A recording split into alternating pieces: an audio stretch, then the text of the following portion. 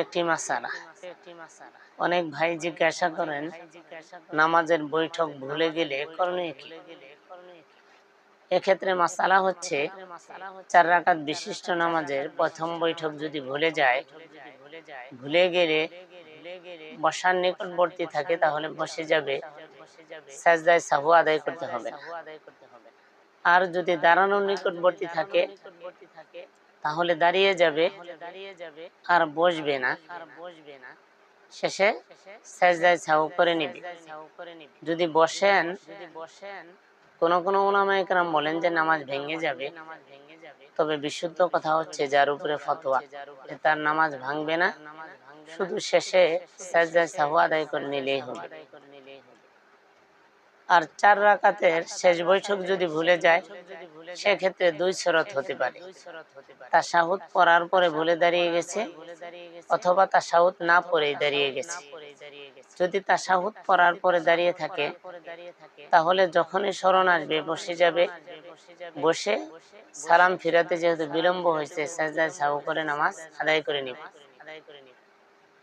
যদি স্মরণ না আসে, পঞ্চম রাকাতে সেজদা করেই ফেলে, তাহলে সাথে আরেক রাকাত মিলিয়ে নিবে।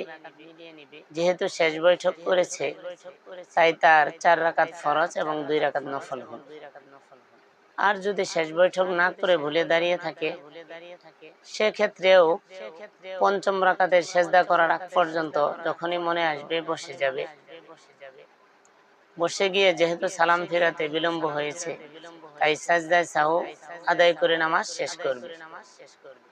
আর যদি পঞ্চম রাকাতের আগেও স্মরণ না আসে, পঞ্চম রাকাতে সেজদা করেই ফেলে, সেক্ষেত্রে যেহেতু সে 4 রাকাতের পরের যে শেষ বৈঠক ফরজ ছিল আদায় করে নাই, তাই তার ফরজ নষ্ট হয়ে যাবে। এক্ষেত্রে আরেক রাকাত নফল মিলিয়ে নিলে 6 রাকাতই নফল হবে। যেহেতু বৈঠক হয় নাই, তাই এই নামাজটা ফরজ আদায় হবে না। তো আমরা এই বিষয়গুলো সঠিকভাবে জেনে নামাজ পড়ার চেষ্টা করব। আল্লাহ তাআলা আমাদের সবাইকেই সহি শুদ্ধভাবে মাসআলা জেনে নামাজ আদায় করার তৌফিক দান করুন। আমিন।